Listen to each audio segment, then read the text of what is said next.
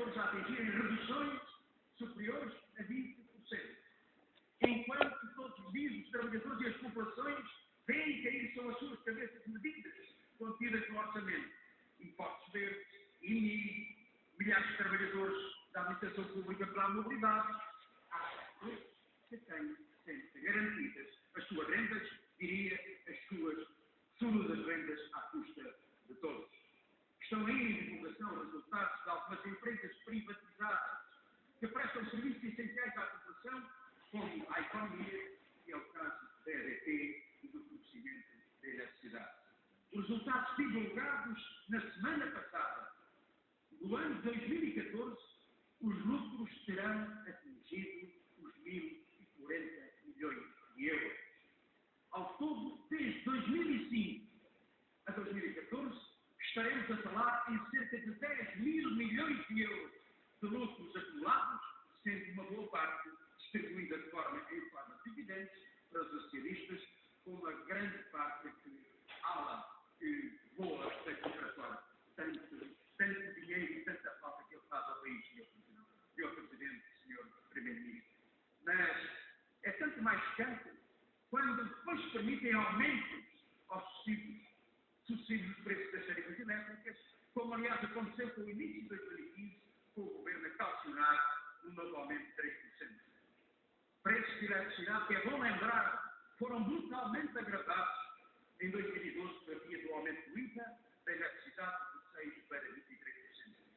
De facto, Sr. Primeiro-Ministro, a estes a crise nunca lhes toca. Faça sol ou faça chuva, os seus acionistas sabem de antemão que a sua receita anual está garantida.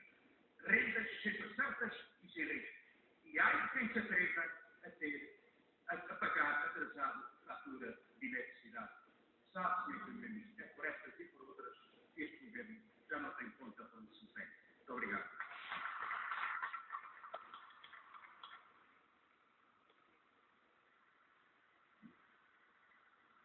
Muito obrigada, Sr. Deputado Jerónimo de Sousa. Sr. Primeiro-Ministro, tem a palavra.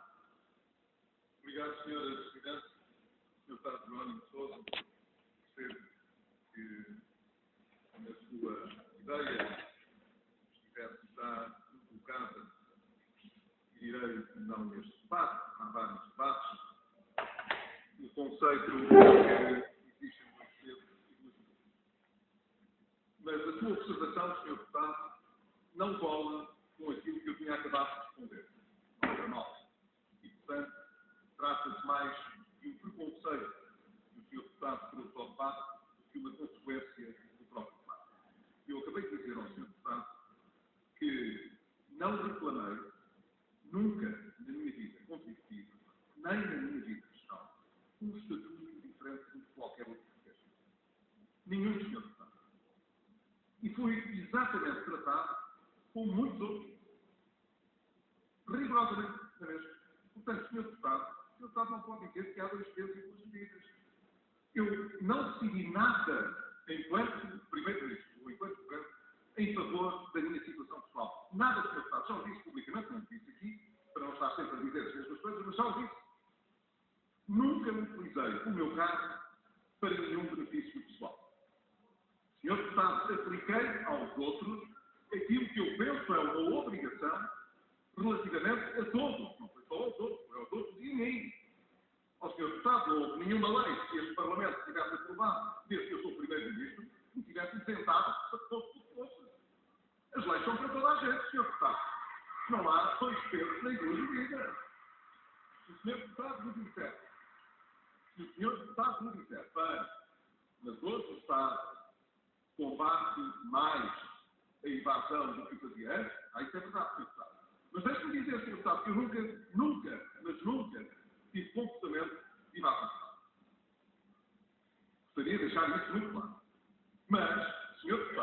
Deputado, todas as leis que se fizeram, seja pela fatura eletrónica, seja ao nível do reforço dos meios do combate à invasão fiscal, eu acho que são positivas para todos. E o Sr. Deputado tantas vezes aqui sentiu o facto de haver muita gente, de modo informal, a fugir às suas obrigações também, não deve estar contra isso, com certeza. Agora, diz o Sr. Deputado, um argumento moral senhor deputado faz um argumento moral.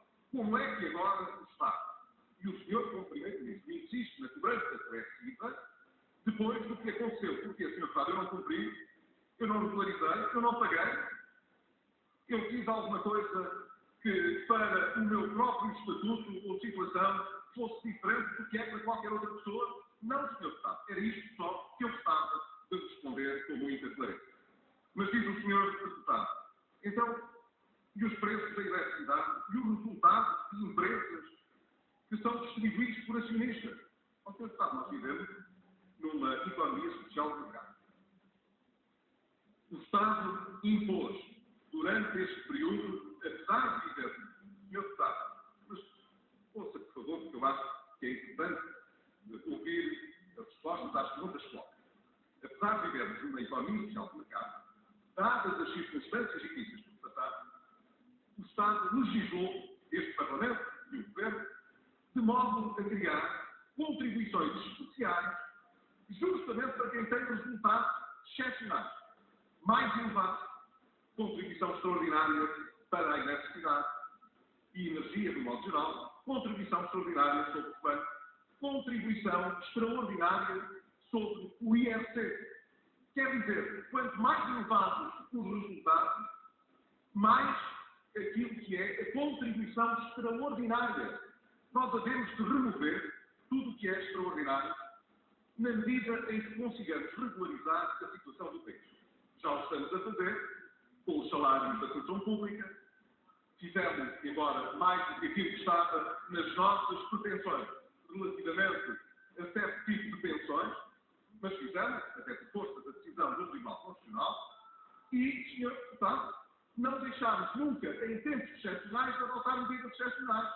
As medidas excepcionais aplicaram-se justamente a quem tinha mais. Portanto, senhor deputado, não percebo como é que diz que vai por aí uma indignação, porque há duas espécies de duas medidas que foram, não no meu caso pessoal, mas no caso daqueles que têm rendimentos mais elevados nas empresas, ou nos setores, como foi o da energia, ou como foi o financeiro, legislou-se no sentido de reforçar o contributo social que deveria existir a esses setores.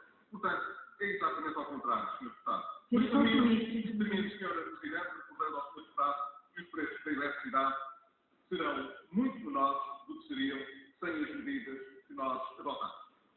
E todas as medidas que visam eliminar o déficit tarifário, bem como aquelas que foram adotadas agora e que se repercutem diretamente nos preços, importaram numa diferença muito grande, seja para os domésticos, seja para os industriais, da eletricidade, se situam a valores dentro daquilo que pode ser acomodado e não ao nível dos dois dígitos, que era aquilo que aconteceria se essas medidas não tivessem sido adotadas. Muito obrigado.